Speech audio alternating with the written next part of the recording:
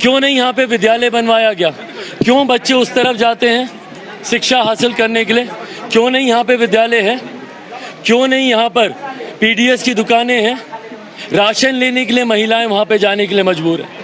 क्यों नहीं यहाँ पे दुकानें खुलवाई गई? क्यों नहीं यहाँ पे विद्यालय खुलवाए गए? क्यों नहीं यहाँ पे स्वास्थ्य केंद्र खुलवाए गए? पर बिहार में आए दिन हत्याएं हो रही हैं, लोग मर रहे हैं। एक परिवार से जाकर आप मिलना ज़रूरी नहीं समझते। और आज की यहाँ पे मांग कौन सी नाजायज़ मांग है?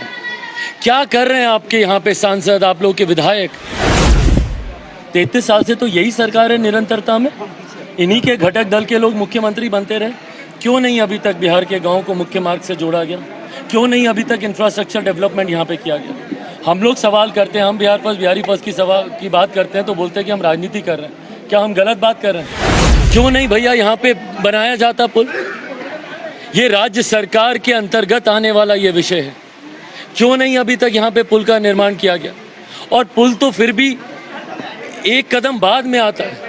जिस कारण से यहाँ के लोगों को नदी पार करनी पड़ती है, उस कारण को क्यों नहीं हल किया गया? देखिए, इस वक्त उस घटना स्थल पे जहाँ पे नाव पलटी थी, अधिकांश लोग उसमें डूब गए थे। बहुत सारे लोग तत्काल जो तैर कर निकले वो निकल गए, जिसके बाद अब तक खबर शूट होने तक सिर्फ 5 लोगों की जो शव है वही बरामद हो सकी। उसके अलावा और लोगों की शव के लिए अभी तक लगातार जो एनडीआरएफ की टीम है, एसडीआरएफ की टीम है, वो मशक्कत कर रही है। आज चिराग पासवान यहाँ पर आए हैं, लोक जनशक्ति पार्टी रामविलास का नेतृत्व करते हुए। वो क्या कुछ कह रहे हैं आपको वो सुनवाते हैं। भाई, पहली बात तो राजनीति से उठकर इस विषय को देखने की ज़रूरत है।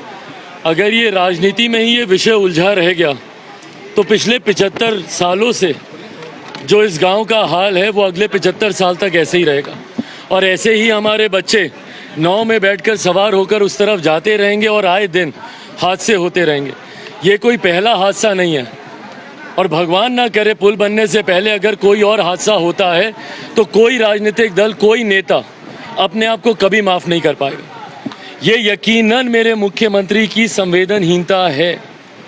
भाई, उस दिन बताइए, आप यहाँ बगल में थे मुख्यमंत्री जी, आपके आने से जो लोग गए हैं वो वापस नहीं आते, पर आपके आने से कम प्रशासन मुस्तैदी से कार्य करता। आप आते इन परिवारों को हौसला मिलता कि जो बच्चे बच गए हैं या जो परिवार अब रह गए हैं, कम से कम उनका भविष्य सुरक्षित होगा। क्यों?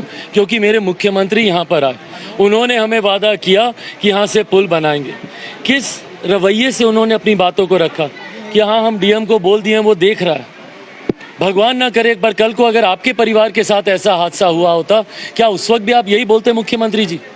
आपके एक अधिकारी पटना के 5 स्टार हॉस्पिटल में एडमिट हैं, उनको देखने के लिए आप भागे भागे चले जाते हैं। पर बिहार में आए दिन हत्याएं हो रही हैं, लोग मर रहे हैं। एक परिवार से जाकर आप मिलना ज़रूरी नहीं समझते। और आज की यहाँ पे मांग कौन सी नाजायज़ मांग है?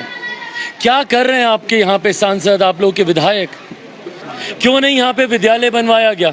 क्यों बच्चे उस तरफ जाते हैं शिक्षा हासिल करने के लिए? क्यों नहीं यहाँ पे विद्यालय है? क्यों नहीं यहाँ पर पीडीएस की दुकानें हैं?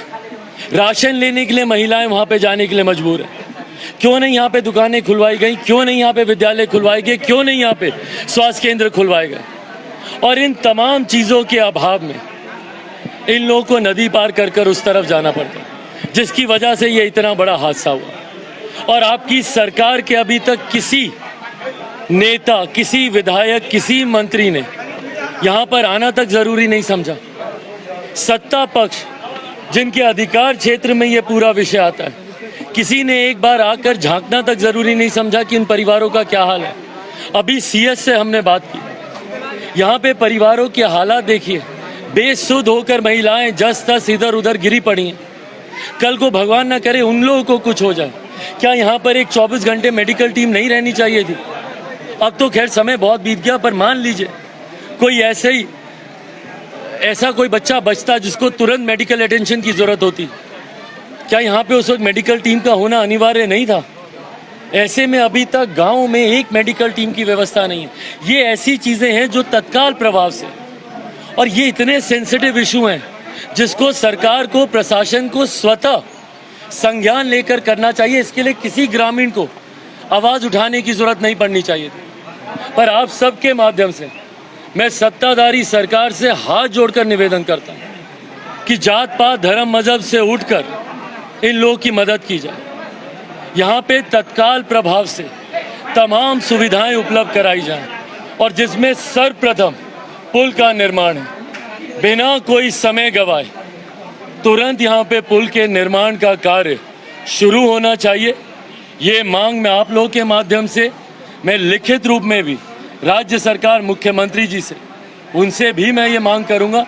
और साथ ही में जितनी वैकल्पिक व्यवस्थाएं यहाँ पर हो सकती है, तुरंत यहाँ पे राशन उपलब्ध हो उसकी व्यवस्था कराई जाए, स्वास्थ्य केंद्र की व्यवस्था कराई जाए, उच्च विद्यालय की व्यवस्था यहाँ पर कराई जाए। और सबसे पहले जितने पीड़ित परिवार हैं उनको यहाँ पे हर संभव राहत दी जाए। एक परिवार में बूढ़ी माँ है, 3 छोटे छोटे बच्चे हैं और एक विधवा है जो कि शायद संभवतः ठीक से चीज़ों को समझ भी नहीं पा रही कि क्या हो रहा है उनके साथ। उस परिवार के खाने कमाने वाला व्यक्ति चला गया। सोचिए कैसे अगले दिन के राशन का अब ये लोग इंतज़ाम करेंगे। तो कम से कम जो राहत सरकार के द्वारा मिल सकती है, पेंशन के माध्यम से हो, अलग अलग योजनाओं के माध्यम से हो।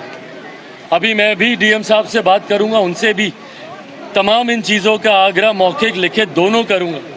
पर साथ ही में आप लोगों के माध्यम से भी मैं राज्य सरकार से ये मांग करता हूं कि तत्काल प्रभाव से जो राहत दी जा सकती है पहले वो दी जाए और उसके बाद योजनाबद्ध तरीके से एक एक करके तमाम व्यवस्था यहाँ पे लागू की जाए, जिसमें प्रमुखता से इस पुल के निर्माण का कार्य। जिम्मेदार किसे मानते हैं इस घटना का? भाई पूरी तरीके से राज्य सरकार। आप बोलेंगे कि हम राजनीति कर रहे हैं, पर हकीकत है भारत का संघीय ढांचा है।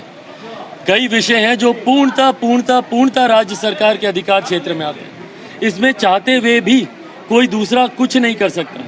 उसके लिए स्थानीय विधायक को जिम्मेदारी लेनी होगी, यहाँ की सरकार को जिम्मेदारी लेनी होगी। पुल पुलिया का निर्माण इन्हीं लोगों को ही करा कर देना होगा और ये व्यवस्था राज्य सरकार तत्काल प्रभाव से करे। 50 घंटे हो चुके हैं लेकिन अभी भी मौत की सवारी पर जारी है, नाव से मौत की सवारी हो रही है। अभी भी हो रही है। क्यों? क्योंकि इनके पास कोई विकल्प नहीं है। भाई क्या करेगा? जान हथेली पर लेकर अभी भी लोग नदी से इस पार उस पार जाने के लिए मजबूर हैं। क्या करेंगे भाई?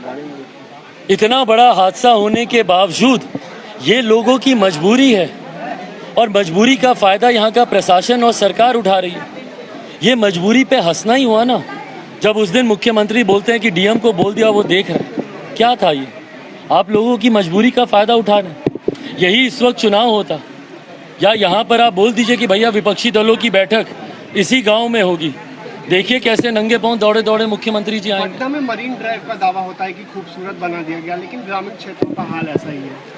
बिहार के गांव से बिहार की सरकारों को कोई लेना देना नहीं है। आज की तारीख में जो बिहार में सरकार है भैया 33 साल से है ना, 33 साल से तो यही सरकार है निरंतरता में।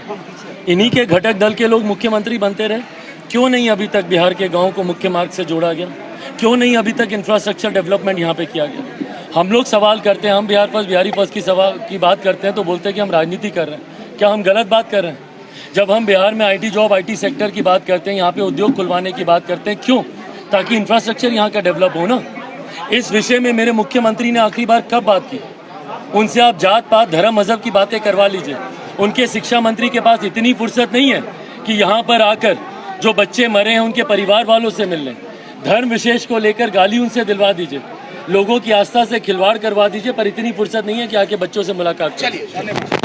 आपने सुना चिराग पासवान क्या कुछ कहे। फिलहाल इस तमाम मसले से आप कितना सहमत है कमेंट करके जरूर बताइए। दीजिए इजाजत, देखते रहिए TV24 न्यूज़। जय हिंद।